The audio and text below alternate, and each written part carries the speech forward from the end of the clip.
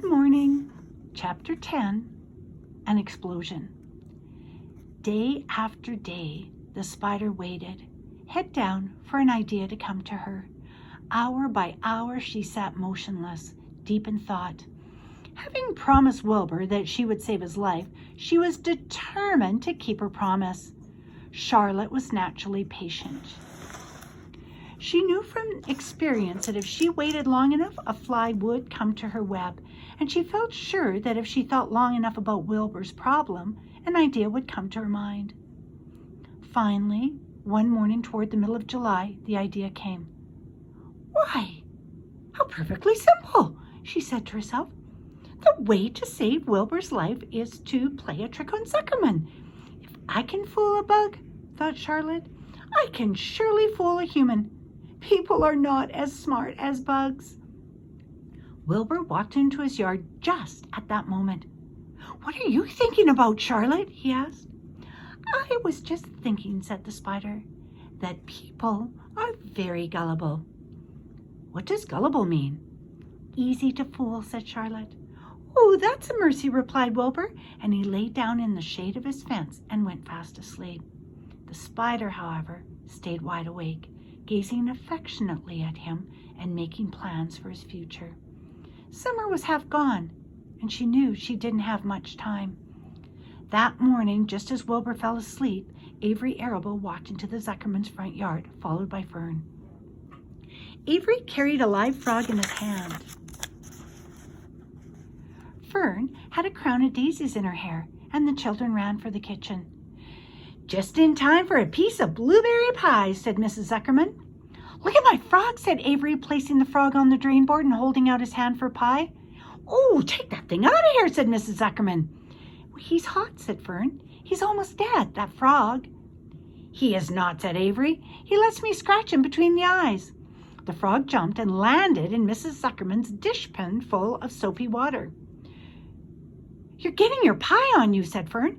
"Can I look for eggs in the hen house, Aunt Edith?" "Oh, run outdoors, both of you, and don't bother the hens."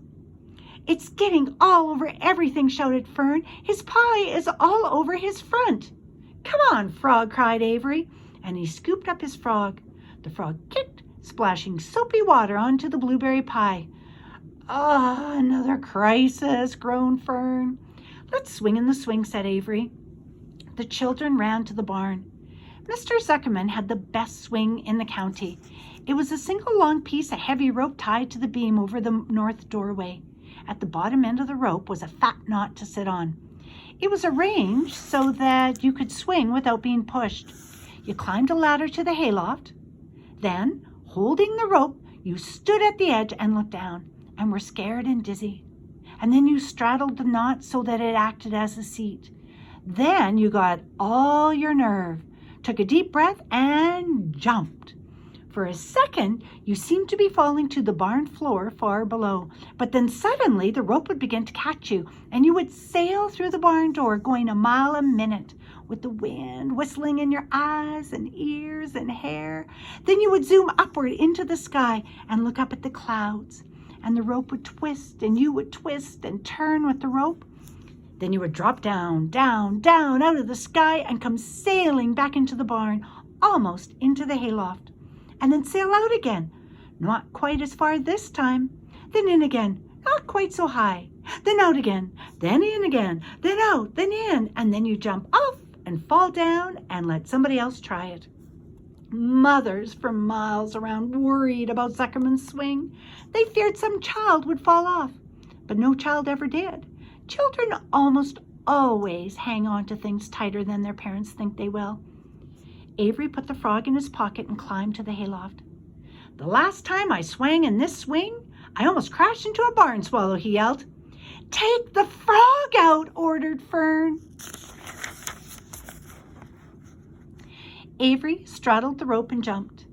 He sailed out through the door, frog and all, and into the sky, frog and all, and then he sailed back into the barn.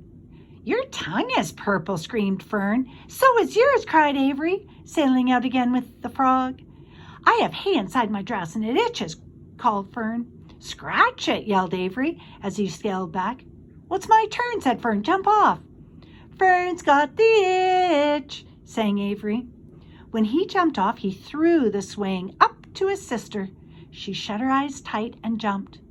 She felt the dizzy drop, then the supporting lift of the swing. When she opened her eyes, she was looking up into the blue sky and was about to fly back through the door. They took turns for an hour. When the children grew tired of swinging, they went down toward the pasture and picked wild raspberries and ate them.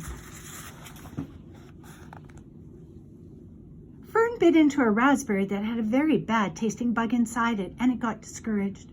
Avery found an empty candy box and put the frog in it. The frog seemed tired after his morning in the swing. The children walked slowly up toward the barn.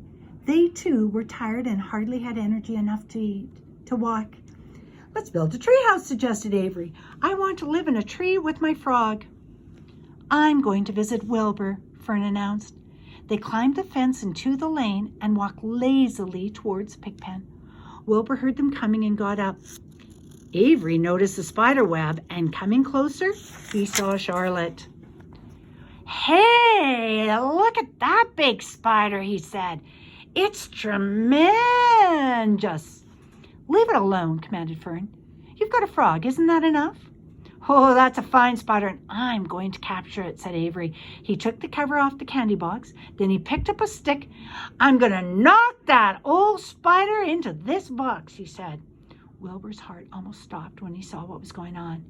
This might be the end of Charlotte if the boy succeeded in catching her. You stop it, Avery, cried Fern. Avery put one leg over the fence of the pig pen. He was just about to raise his stick and hit Charlotte when he lost his balance. He swayed and toppled and landed on the edge of Wilbur's trough. The trough tipped up and then came down with a slap. The goose egg was right underneath.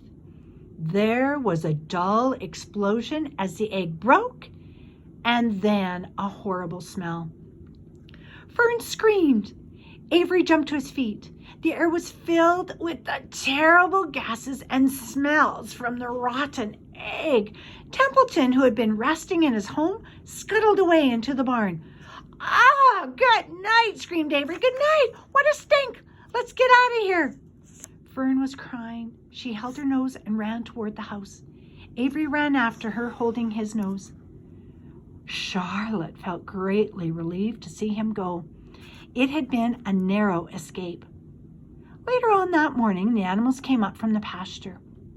The sheep, the lambs, the gander, the goose, and the 7 goslings. There were many complaints about the awful smell, and Wilbur had to tell the story over and over again of how that arable boy had tried to capture Charlotte, and how the smell of the broken egg drove him away just in time. It was that rotten goose egg that saved Charlotte's life, said Wilbur. And the goose was proud of her share in the adventure.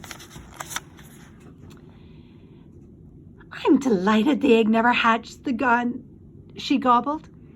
Templeton, of course, was miserable over the loss of his beloved egg, but he couldn't resist boasting. It pays to save things, he said in his surly voice. A rat never knows when something is going to come in handy. I never throw anything away. Well, said one of the lambs, this whole business is all well and good for Charlotte, but what about the rest of us? That smell is unbearable. Who wants to live in a barn that is perfumed with rotten egg?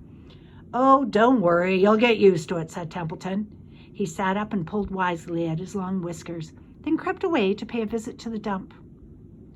When Lurvy showed up at lunchtime carrying a pail of food for Wilbur, he stopped short a few paces from the pig pen.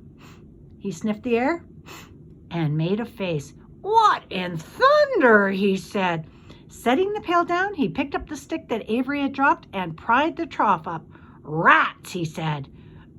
Whew, I might have known a rat would make a nest under this trough. How I hate a rat.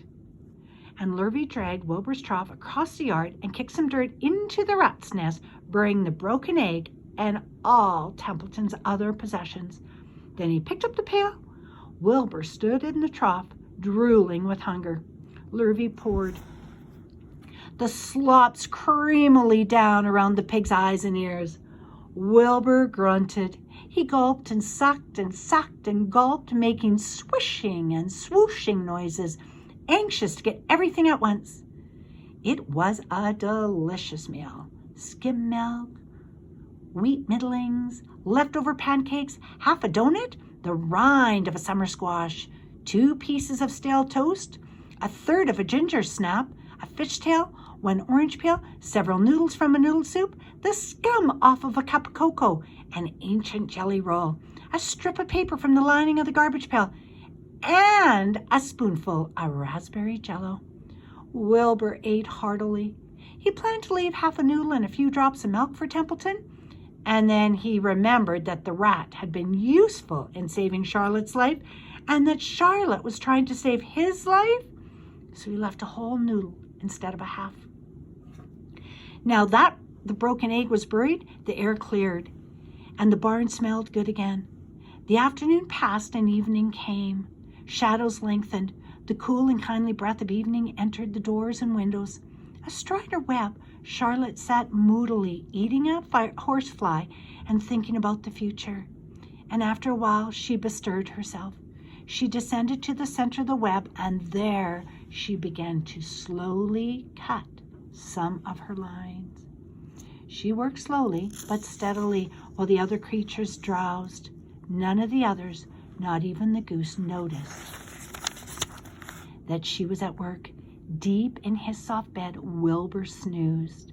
Over in their favorite corner, the goslings whistled a night song, and Charlotte tore quite a section out of her web, leaving an open space in the middle. Then she started weaving something to take the place of the thread she had removed. And when Templeton got back from the dump around midnight, the spider was still at work.